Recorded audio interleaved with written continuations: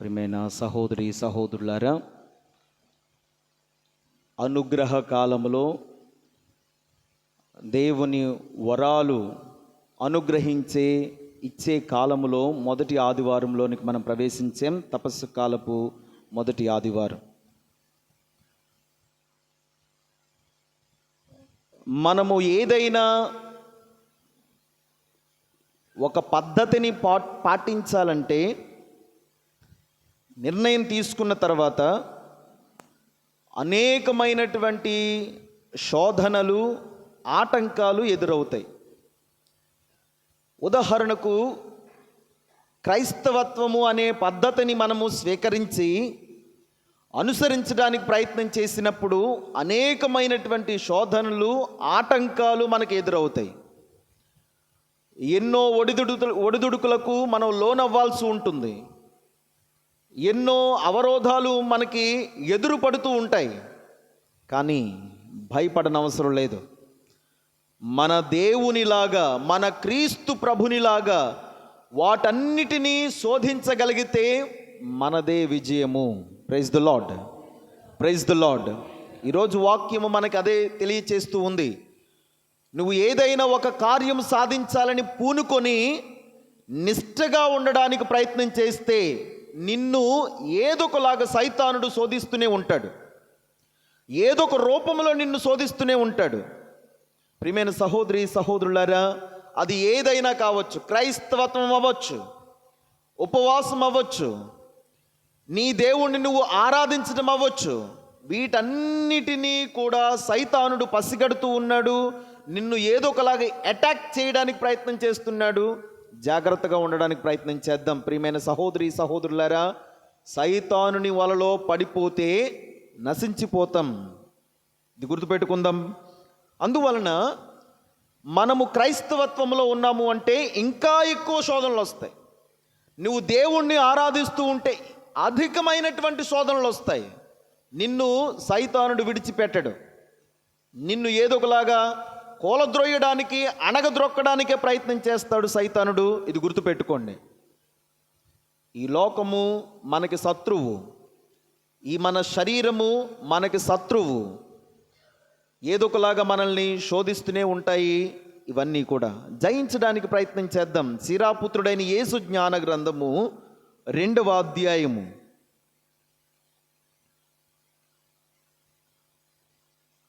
1వ వచనం చదవండి.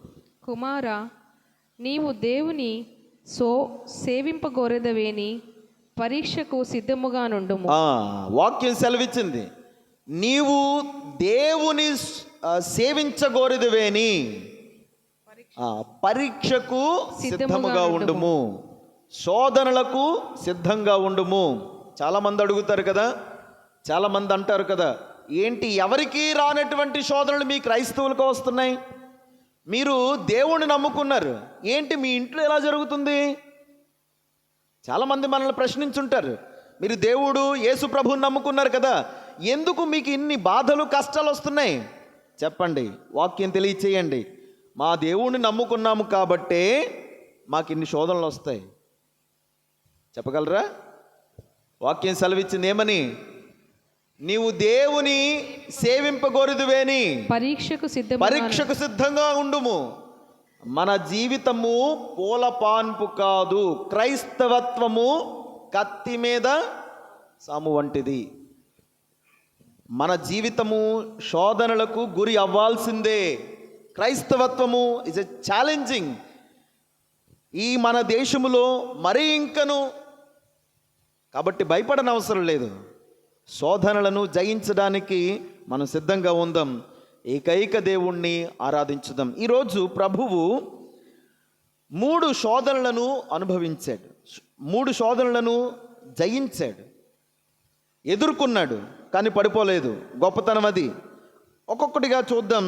లూకా శుభవార్త 4వ అధ్యాయము 3వ వచనములో మొదటి శోధన ఏమిటి?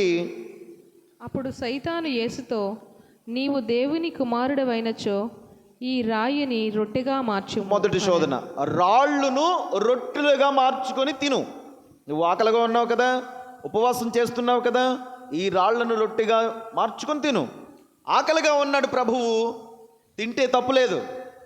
కానీ అక్కడ సైతానుడు శోధిస్తున్నాడు. తాను అనుకున్నటువంటి కార్యం సాధించాలంటే సైతాను వలలో పడిపోతే సాధించగలడా? శోధనలో పడిపోతే సాధించగలడా? లేదు. కానీ జయించాడు. చూడండి ప్రియమైన సహోదరి సహోదరులారా, దానినే మొదటి శోధన అంటారు. దానికి ఉన్నటువంటి పేరు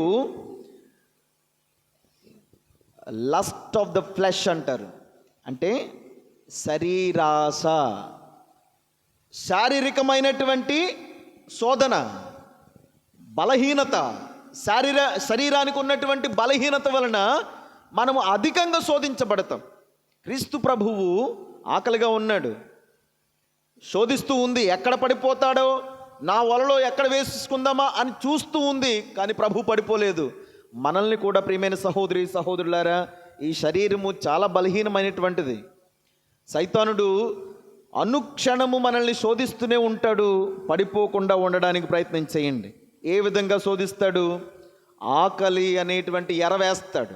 నువ్వు పడిపోయావా ఆ గేలానికి, అంతే.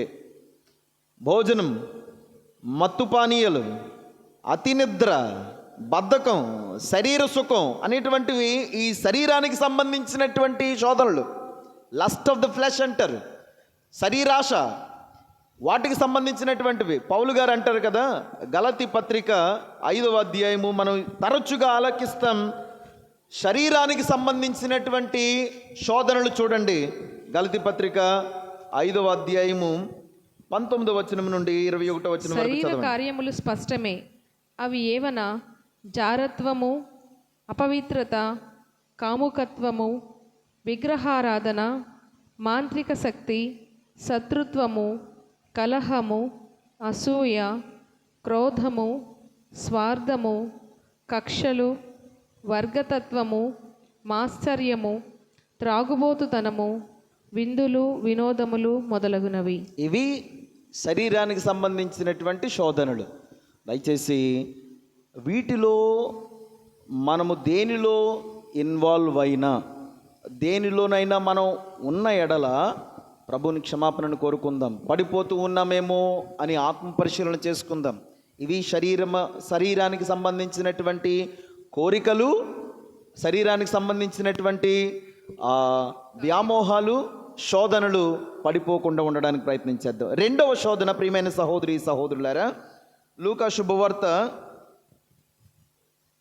4వ అధ్యాయము 5వ వచనం. అంతటా సైతాను ఆయనను పైకి తీసుకుని పోయి రెప్పపాటు కాలములో ప్రపంచములోని రాజ్యములను అన్నింటినీ చూపి, ఈ రాజ్యముల సర్వాధికారమును వాని వైభవములనెల్లా నీకు ఇచ్చేదను. అట్టి అధికారము నాకు కలదు. నేను కోరిన వానికి వానిని ఇయ్యగలను.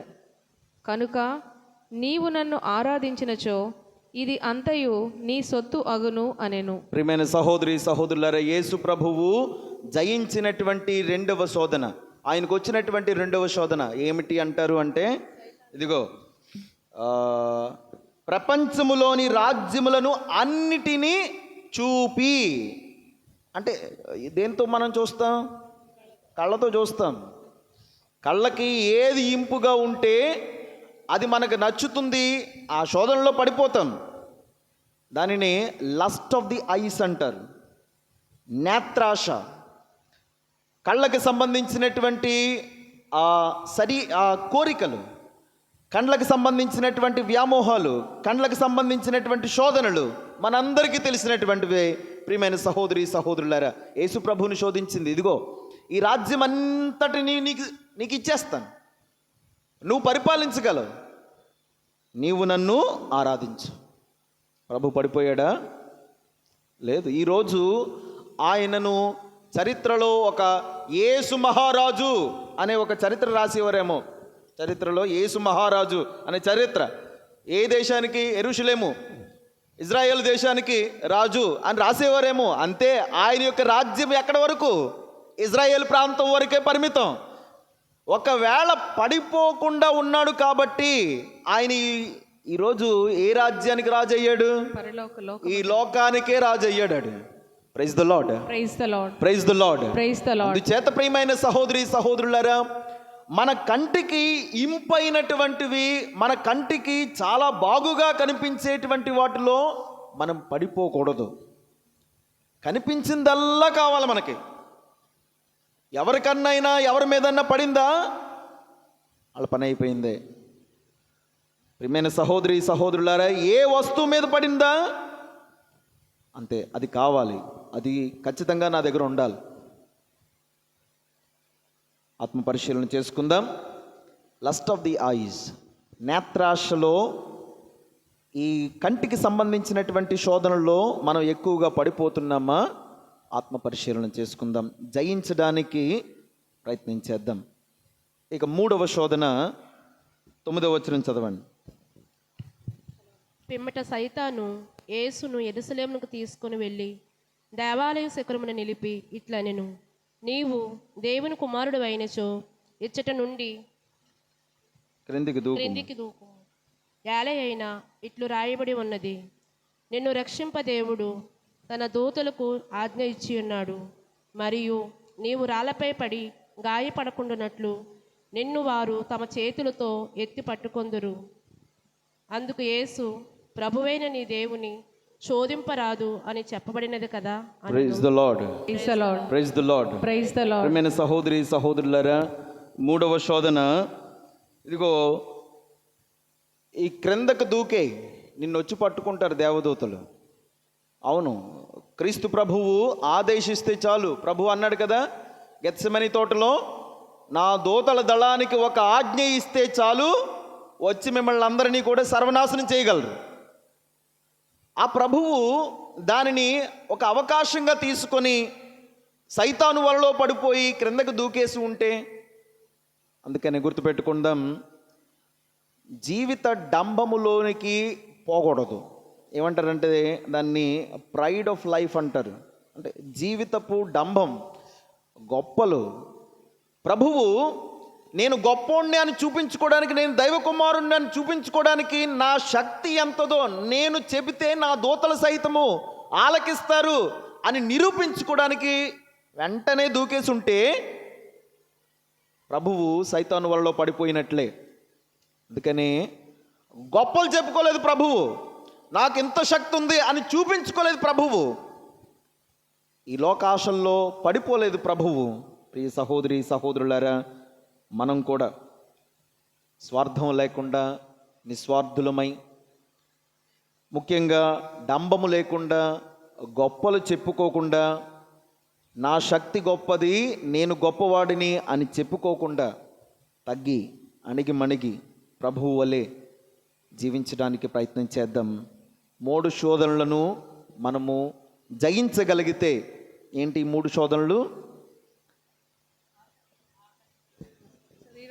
శరీర కోరికలు, శరీర శోధన 2వది, దృష్టి కంటి చూపు, నేత్రాశ 3వది, జీవితపు డంబము, గొప్పలు చెప్పుకునేటువంటి శోధన తగ్గించుకుంటే, వాటిలో పడిపోకుండా ఉంటే మనము దేనినైనా సాధించగలం. ప్రియమైన సహోదరి సహోదరులారా, పేతురు గారు అంటారు,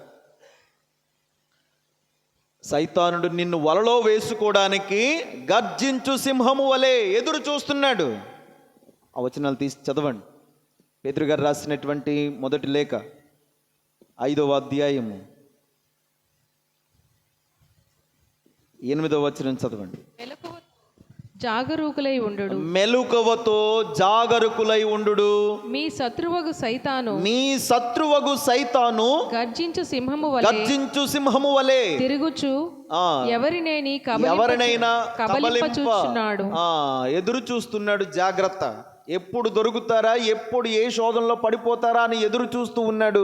వచ్చి మనల్ని అటాక్ చేసేటువంటి పరిస్థితి. ఇంకా క్షీణించిపోతాం ప్రియమైన సహోదరి సహోదరులారా, ఇంకా మనము అట్టడుక్కు వెళ్ళిపోతాం శోధనలో పడిపోతే. శోధనలో పడిపోయితే ఖచ్చితంగా ఏదో ఒక అనర్థం జరుగుతుంది. శోధనలో పడిపోతే గుర్తుపెట్టుకోండి, మనకి తెలియకుండానే ఏదో ఒక అనర్థం జరుగుతుంది. మనకి తెలుసు కూడా ఏదో ఒక జరగకూడదు జరుగుతుంది శోధనలో పడిపోతేనే. కొన్ని ఉదాహరణలు చూద్దాం. ఆది తల్లిదండ్రులు శోధనలో పడిపోయారు. వారికి వచ్చినటువంటి అనర్థం ఏంటి, వారికి కలిగినటువంటి ఏమంటారు, ఆ అనర్థం ఏమిటి, వారికి కలిగినటువంటిది, వారికి వచ్చినటువంటి ఏదైనా తోటి నుంచి బయటికి గెంటి వేయ దేవుడి నుండి దూరం అయిపోయారు, చావు, మరణం వచ్చింది వాళ్ళకి.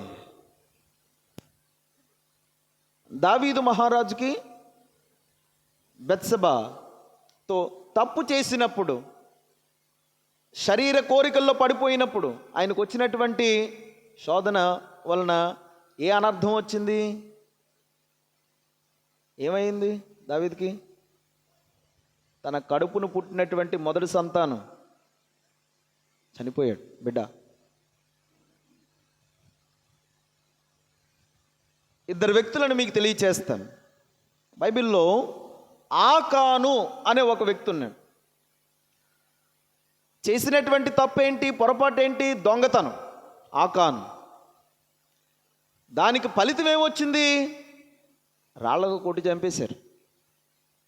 మనం యెహోషువ గ్రంథము 7వ అధ్యాయము 19వ వచనం నుండి ఆ వచనాలు చూస్తాం. ఆకాను దొంగతనమే కదా, ఏముంది? నేను దొంగలిస్తే ఎవరు చూస్తున్నారు, ఎవరు నష్టపోతున్నారు? ఎవరు నష్టపోతే నాకేంటి? స్వలాభం కోసం చూసుకుంటాం, నేను బాగుపడ్డానికి చూసుకుంటాం. నువ్వు దొంగతనం చేయడం వల్ల ఒకటి తప్పు చేస్తున్నావు, రెండవది ఇతరులకు హాని చేస్తున్నావు. ఎంత కష్టపడి సంపాదిస్తే దాని నుండి దొంగలిస్తావు, ఎంత బాధపడతారు? ఏదైనా సరే ప్రియమైన సహోదరి సహోదరులారా, వస్తువు అవ్వచ్చు, డబ్బు అవ్వచ్చు, ఇతరమైనటువంటిది ఏదైనా అవ్వచ్చు, దొంగలించావా శిక్ష ఖచ్చితంగా పొందాల్సి వస్తుంది. ఆకాను వలె రాళ్లతో కొట్టి చంపేశారు, కాల్చేశారు ఆకానుని. తర్వాత రెండో వ్యక్తి గేహసి. ఇది ఎక్కువగా మనం ఆలకించే ఉంటాం. గేహసికి ఏమైంది? ఎలీషా ప్రవక్త వద్దన్నటువంటి వస్తువులను దొంగతనంగా తెచ్చుకున్నాడు, అబద్ధం ఆడాడు. అక్కడ దొంగతనం ఆకాను, ఇక్కడ అబద్ధము. ఎలీషాకి ఏం చెప్పాడు? ఎలీషా నామాను యొక్క కుష్ఠమును బాగు చేస్తాడు, అంటే కుష్ఠం లేకుండా చేస్తాడు, ఆరోగ్యవంతుని చేస్తాడు నామానుని. నామాను సంతోషముతో కృతజ్ఞతగా బహుమానం ఇస్తాడు. ఎలీషా స్వీకరించడు, వద్దంటాడు. అయితే ప్రియమైన సహోదరి సహోదరులారా, ఆ వస్తువుల మీద, ఆ బహుమానం మీద ఎవరికి కనుపడింది? గేహసీకి కనుపడింది. ఎలాగైనా సరే ఆ బంగారం వజ్ర వైడూర్యాలు నేను సంపాదించుకోవాలని చూసి నామాను వెంటపడ్డాడు. ఇదిగో అబద్ధం చెప్పాడు. మా గురువు ఎలీషా ప్రవక్త, మా గురువు అవి తీసుకుని రమ్మన్నాడని అబద్ధం చెప్పి తీసుకుని వచ్చి దాచిపెట్టుకున్నాడు. ఎలీషాకు తెలిసిపోయింది దైవ ప్రేరణ వలన. ఏం చేశావు? అయ్యా నేనేం చేయలేదు. సరే, నువ్వు చేసినటువంటి తప్పుకి నామాను అనుభవించినటువంటి కుష్ఠ నీకొస్తుంది అని ఆ కుష్ఠను అనుభవిస్తూ ఉన్నాడు Gehazi. Praise the lord, praise the lord, praise the lord, praise the lord. చిన్నదే తప్పవచ్చు. ఏంటి చిన్నదే తప్పు? అబద్ధం. ఏం కాకుండా అబద్ధం ఆడేస్తాం. అసలు మనకి అబద్ధం ఆడడంలో ఫస్ట్ ర్యాంక్. చిన్న చిన్న చిన్న చిన్న అబద్ధాలు ఏం కాదులే, ఏం అవ్వదు. ప్రతి ఒక్కరము ఏదో ఒకలాగా అబద్ధం చెప్పిస్తాం, అబద్ధం ఆడతాం. ప్రయత్నం చేద్దాం, నిష్ఠగా ఉండడానికి ప్రయత్నం చేద్దాం. ఒక గొప్ప వ్యక్తి శోధనను వచ్చినా, శరీర కోరికలు ఎన్ని వచ్చినా, శరీరాశలు ఎన్ని కలిగినా, నేత్రాశ ఎంత ఉన్నా, మరి ఒకటి జీవితపు డంబములో పడిపోకుండా తట్టుకున్నటువంటి ఏకైక వ్యక్తి పాత నిబంధనలో చాలామంది ఉన్నారు. ముఖ్యంగా యోసేపు. గొప్పలు చెప్పుకోవచ్చు, అధికారం ఇచ్చాడు రాజు, గొప్పలు చెప్పుకోవచ్చు, చెప్పుకోలే. నేత్రాశ, రాజు భార్యనే, పడిపోలేదు. శరీరాశ, రాజు భార్యని మరలా దానికి పడిపోలేదు. ఎంత నిష్ఠగా ఎన్ని శోధనలను జయించాడో ప్రియమైన సహోదరి సహోదరులారా, ప్రయత్నం చేద్దాం. బలహీనులమే, అందరము బలహీనులమే. పడిపోతాం. కానీ జయించగలిగినటువంటి వారే నిజమైనటువంటి హీరోస్, నిజమైనటువంటి క్రీస్తు ప్రభుని అనుసరులు, నిజమైనటువంటి క్రైస్తవులు. ప్రియమైన సహోదరి సహోదరులారా, ప్రయత్నం చేద్దాం. ఇంకొక వ్యక్తి యోబు కూడా శోధనలను జయించాడు. మనందరికీ తెలిసినటువంటి కథ అదంతా. ఇక ప్రియమైన సహోదరి సహోదరులారా, గుర్తుంచుకోండి, ఎవరికీ రానటువంటి శోధనలు నాకే వస్తున్నాయి, ఎవరికీ లేనటువంటి బాధలు నాకే వస్తున్నాయి, నేను తట్టుకోలేకపోతున్నాను అని చాలామంది అనుకుంటాం. కానీ గుర్తుపెట్టుకోండి, ప్రభువు నీ శక్తికి మించి నిన్ను శోధింపనివ్వడు. వాక్యం మనకి సెలవిస్తుంది. 1 కొరింథీ పత్రిక 10వ అధ్యాయం 13వ వచనం.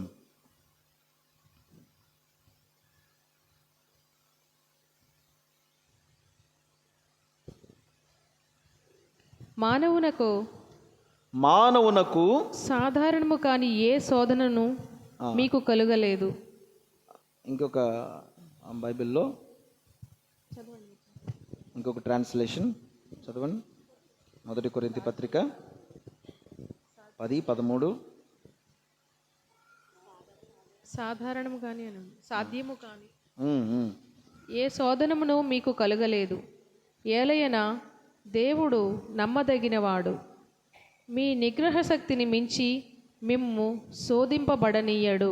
గుర్తుపెట్టుకోండి, మీ నిగ్రహ శక్తికి మించి, మీ బలానికి మించి, మీకున్నటువంటి శక్తికి మించి దేవుడు మిమ్మల్ని శోధింపనీయడు. అది మన కంట్రోల్లోనే ఉంది. మనం జయించగలిగేటువంటి శక్తి దేవుడు ఇచ్చాడు, కానీ మనం పడిపోతున్నాం అంతే. ఆ శక్తిని మనము గుర్తించుకోవడం లేదు. అయితే ప్రియమైన సహోదరి సహోదరులారా, శోధనలు అనేటువంటివి అందరికీ వస్తాయి, అందరూ శోధింపబడతారు. అయితే వీటిని ఎలా ఎదుర్కోవాలి ప్రయత్నించేద్దాం, తెలుసుకుందాం. 3 ముఖ్యమైనటువంటి మనకి రెమెడీస్ ఉన్నాయి. వాటిని ఎదుర్కోవడానికి 3 ముఖ్యమైనటువంటి అంశాలు ఉన్నాయి, తెలుసుకుందాం. ఏమిటి? మొట్టమొదటిది, శోధనలు జయించడానికి పవిత్ర గ్రంథము మనకు సహాయపడుతుంది. శోధనలు జయించడానికి పరిశుద్ధ గ్రంథము బైబిల్ మనకు ఎంతగానో సహాయపడుతుంది. ఎలాగ సహాయపడుతుంది? ఈరోజు ప్రభువు కూడా ఈ 3 శోధనలను చెప్పేటప్పుడు, ఈ 3 శోధనలు సైతానుడు శోధించేటప్పుడు ప్రభువు సమాధానం దేని మీద ఆధారపడి ఉంది? బైబిల్ ఆధారం మీద ఉంది. 3 శోధనలు చెప్పేటప్పుడు బైబిల్ ఆధారంతో చెప్పాడు. ఇదిగో నీ దేవుడైన ప్రభువుని శోధింపకూడదని నీకు తెలీదా అని బైబిల్ గ్రంథం చెప్పలేదా? మానవుడు కేవలము రొట్టె వలననే జీవింపుడు, కానీ దేవుని నుండి వచ్చేటువంటి వాక్కు వలన జీవించడం నీకు తెలీదా? వాక్యంలో చెప్పబడింది నీకు తెలీదా? శోధనలు జయించాలంటే పవిత్ర గ్రంథం, బైబిల్ గ్రంథాన్ని పాటించుదాం, చదువుదాం, ఆలకించుదాం. శోధనలు జయించాలంటే, మన ఆలోచనను డైవర్ట్ చేయాలంటే, పక్కకి తప్పించాలంటే, శోధన వచ్చినప్పుడు నువ్వు జయించగలగాలంటే, ఆ లైన్లో వెళ్ళిపోకుండా, సైతాను శోధనలో పడిపోకుండా బైబిల్ తీసి చదవగలిగితే, వాక్యం ఆలకించగలిగితే, టీవీలో కానీ సెల్ ఫోన్లో కానీ వాక్యం ఆలకించు. లేకపోతే అంతగా అవ్వకపోతే పునీతులు చేసేటువంటివి మార్టిఫికేషన్ అంటారు, మనం చేయలేములేండి. ఏంటనుకున్నారు? వాళ్ళకి వాళ్ళు కష్టాన్ని కలిగించుకునేవారు అన్నమాట. వాళ్ళకి వాళ్ళు గాయపరుచుకునేవారు. కొంతమంది పునీతులు వాళ్ళకి శోధనలు వస్తున్నాయని, శరీర శోధనలు వస్తున్నాయని రాళ్ల మీద పడుకోవడం, ముళ్ళ మీద పడుకోవడం, తాళ్ళు పేని వాళ్ళని వాళ్ళు బాధించుకోవడం, కొట్టుకొని ఈ విధంగా గాయపరుచుకోవడం వాళ్ళకు వాళ్ళు చేస్తూ ఉండేవారు. శోధనలు ఏ విధంగానైనా జయించాలనేటువంటి కోరిక మనలో ఉండాలి, లేకపోతే ఖచ్చితంగా పడిపోతాను. Praise the lord. యేసువా వందనం, యేసువా స్తోత్రం. ప్రియమైన సహోదరి సహోదరులారా, ప్రయత్నం చేద్దాం. శోధనలను జయించడానికి బైబిల్ పఠనాన్ని ఆధారంగా చేసుకుందాం. ఇంకొకటి, శోధనలు జయించాలంటే శోధనలు వచ్చినప్పుడు నువ్వు తప్పకుండా జయించాలనేటువంటి కోరిక నీలో ఉంటే ఇంకా పడిపోదామంటే ఎవరు ఏం చేయలేదు, దేవుడు కూడా నేను కాపాడలేడు. చిన్న చిన్న సుకృతి జపాలు చెప్పేసుకోండి. ఏంటి సుకృతి జపాలు? యేసువా వందనం, యేసువా స్తోత్రం, ప్రైజ్ ది లార్డ్. శోధనలో పడిపోకుండా ఒక మార్గం. ప్రియమైన సహోదరి సహోదరులారు, ఈ విధంగా శోధనలను జయించుదాం. మొదటి మార్గం శోధనలను జయించడానికి. ఇక రెండవ మార్గం శోధనలు జయించడానికి ఆత్మశక్తి మనలో ఉండాలి. ఆత్మపూరితులమై మనం జీవించగలగాలి. పరిశుద్ధాత్మ తోడ్పాటు కోసం ప్రార్థించుకోవాలి. దేవా, లేచిన వెంటనే బైబిల్ చదివిన తర్వాత పరిశుద్ధాత్మ తోడ్పాటు, పరిశుద్ధాత్మ సహాయం కోసం ఆ రోజు ప్రభు నేను ఈరోజు నిష్ఠగా ఉండడానికి, ఏ శోధనలో పడిపోకుండా ఉండడానికి, ఏ బాధలు కష్టాలు నాకు రాకుండా ఉండడానికి ప్రార్థన చేసుకుని ఆత్మ తోడ్పాటునివ్వమని అడుగు ప్రభువుని. ఖచ్చితంగా మనం సాధిస్తాం. ప్రియమైన సహోదరి సహోదరులారా, లూకా శుభవార్త 4వ అధ్యాయం 18వ వచనం చదవండి. ప్రభువు ఆత్మ నాపై ఉన్నది, పేదలకు సువార్తను బోధించుటకై. ప్రభు ఆత్మ నాపై ఉన్నది. ప్రభు ఆత్మ క్రీస్తు మీద ఉన్నది కాబట్టి 3 శోధనలను జయించగలిగాడు. ఆయనకు వచ్చినటువంటి ఏ శోధన అయినా సరే జయించగలిగాడు. మనం చేయవలసినటువంటిది రెండవది, ఆత్మ తోడ్పాటుకై ప్రార్థించాలి. పరిశుద్ధాత్మ మన మీదకి రావడానికి సిద్ధంగా ఉంటారు, మనతో వాసం చేయడానికి సిద్ధంగా ఉంటారు. మనం కోరుకోవాలంతే. ఇక మూడవది, ప్రియమైన సహోదరి సహోదరులారా, ఎడారి అనుభవం ఉండాలి. డెజర్ట్ ఎక్స్పీరియన్స్ అంటారు, ఎడారి అనుభవం. క్రీస్తు ప్రభువు ఏం చేశారు? ఈరోజు లూకా శుభవార్త 4వ అధ్యాయం యోర్దానులో, మత్తయి శుభవార్త 4వ అధ్యాయమే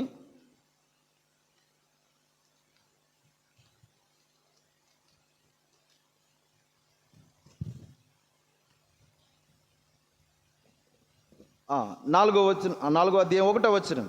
అంతటా యేసు సైతానుచే శోధింపబడుటకై ఆత్మ వలన ఎడారికి కొనిపోబడెను. ప్రభువు ఎక్కడి శోధనలు అనుభవించాడు? ఎడారిలో అనుభవించాడు. ఎడారిలో ఈ శోధనలన్నింటినీ ఎదుర్కొన్నాడు. ఎక్కడ జయించాడు శోధనలను? ఎక్కడొచ్చే శోధనలు ఎక్కడ జయించాడు? ఎడారిలో వచ్చాయి, ఎడారిలో జయించాడు.